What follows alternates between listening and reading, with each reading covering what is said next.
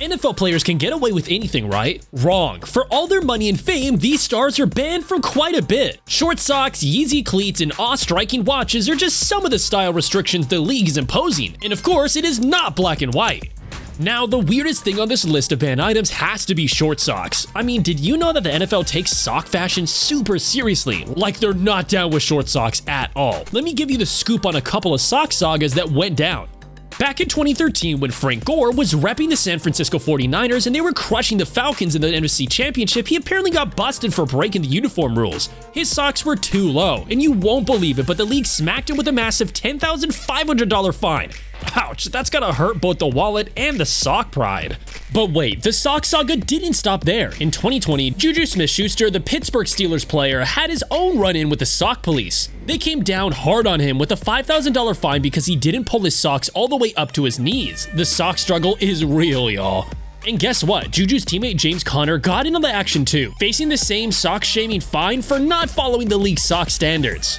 So, note to all of you NFL players out there, when it comes to socks, pull them up high or brace yourself for a wallow-whacking fine. Keep those ankles covered, folks. The league also isn't a big fan of dark-tinted visors. They look cool, right? Well, the league ain't having it. Back in 2019, OBJ, aka Odell Beckham Jr., stirred up a whole controversy by sporting one of those bad boys. And guess what? The NFL shut it down real quick and made him change before the game even started. No dark visors allowed unless you've got a legit medical permit, or it's an Oakley-made visor, cause the NFL and Oakley are like BFFs.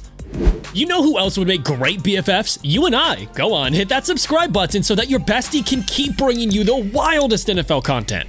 Now back to the content. Cleveland Browns' Myles Garrett, the man with the Dragon Ball Z and Stranger Things vibes, took the helmet visor game to a whole new level. Yeah, he rocked those epic designs during warm-ups and people couldn't stop talking about it, but hey, since it was just pre-game fun and not an official game, he escaped the fines this time.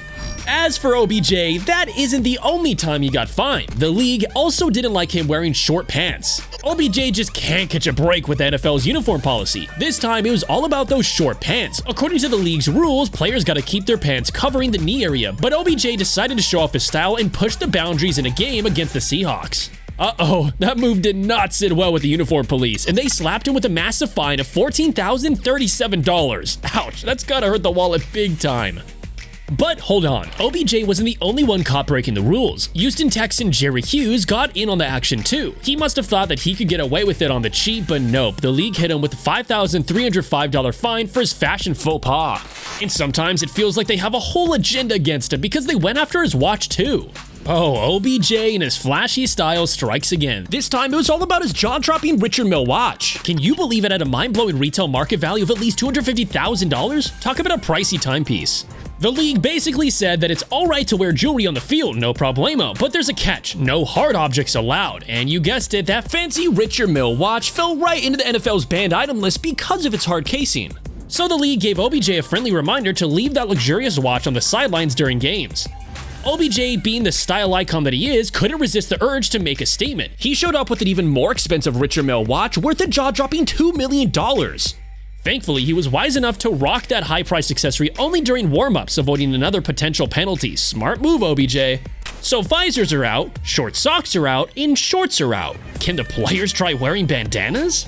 Well, only if they want to get fined thousands of dollars. Back in the day, players could rock solid colored bandanas that matched their team uniforms. It was all good and funky, but then in 2001, the NFL owners dropped the hammer and banned the whole accessory. No more headbands, bandanas, or do-rags underneath those helmets. Fast forward to more recent times, and we got New Orleans Saints linebacker Demario Davis strutting his stuff with a headband underneath his helmet, and guess what? The league wasn't too thrilled about it. They slapped him with a fine of $7,017 for daring to defy the bandana ban. And while these restrictions can piss off the players, there's one ban that might piss off Kanye West too. It's the ban over Yeezy cleats. Kanye West and Adidas teamed up to create those iconic Yeezy sneakers, and they took the fashion world by storm. But guess what? They didn't stop there. Yeezys made their way to the football field too. Then came in Von Miller, the trendsetter. He was the first NFL player to rock the Yeezy cleats, and he flaunted them like a boss during warm-ups before the Broncos clashed with the Panthers. And you know what happened next? DeAndre Hopkins decided to follow suit and sport those slick sneakers in a real game against the Bears. Now, here's where things get tricky. While Von Miller escaped the fines like a sneaky ninja, Hopkins got caught in the uniform police's crosshairs. The NFL hit him with a $6,000 fine because the Yeezy cleats didn't match the league's strict uniform policy. They were missing that solid base color that the NFL demands. But don't count out Hopkins just yet. He boldly announced that he'd keep rocking those Yeezy cleats if Kanye West himself would step up and pay those fines. But it's not just accessories. There's bans on things they can consume as well. Take Adderall, for instance. For those of you who don't know, it's like a supercharged focus potion that helps people zero in on their tasks and remember stuff better. It's a real game changer for millions of folks dealing with ADHD and such. But here's the kicker. NFL players can't catch a break with this stuff. The league ain't cool with it. And if they find players with Adderall in their system, they're in for a world of trouble. Suspensions and bans, my friends. NFL players grind it out with intense workouts, study game films like crazy, and practice like there's no tomorrow. It's a tough gig. No wonder Richard Sherman thinks about half the league might be secretly popping those Adderall pills. But shh, don't tell Commissioner Roger Goodell because he won't be pleased to hear that. So while Adderall works wonders for some, NFL players gotta steer clear of it and find their focus the old-fashioned way. Stay clean, stay sharp, and let the game do the talking. And as if all those restrictions weren't enough, they even have bans for certain moves. I mean, do you remember the chaos over dunking? This ban stirred up a major storm. The league dropped the hammer and decided to outlaw players from dunking the football over the goalpost crossbar, and let me tell you, it was a slam dunk of controversy. You'd think athletes would be able to express their mad hops, right? But nope, the league wasn't having any of it, especially New Orleans Saints tight end Jimmy Graham. He was not a happy camper about this whole situation. These guys just wanted to show off their serious jumping skills, but the league played the tough sheriff and said, no way, Jose. They threatened penalties and fines if any player dared to defy the ban and slam dunk that ball. So while we all love those epic touchdown celebrations, the dunking days are sadly over in the NFL. No more crossbar jams. Plus, ball spinning is also a big no-no. Spinning the ball might not be the oldest trick in the celebration playbook, but it's been hanging around in the NFL for quite some time. Well, until recently, that is. I get where the NFL is coming from with their move to tone down those flashy, choreographed celebrations that might rub opposing teams the wrong way, but seriously, who's getting hurt when a player decides to unleash a fierce ball toss to the ground? Let's be real here, the only one in danger might be the player doing the move. I mean, man, imagine hurting your wrist while trying to show off. That's a bummer. Sure, we want to keep things respectful on the field, but taking away from all the fun and expressive celebrations? Come on, NFL. Let these guys have a bit of flair without going overboard. After all, a little ball spin never hurt anyone. Well, except maybe the guy doing the spinning. And that isn't even the end of it. There's another one.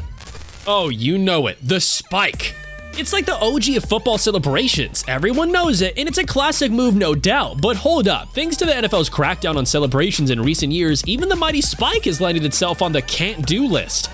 And it just feels a bit too much at this point. I mean, come on, NFL, let's not be party poopers. Let the players have their fun, and let's keep the spirit of the game alive without any more hurdles.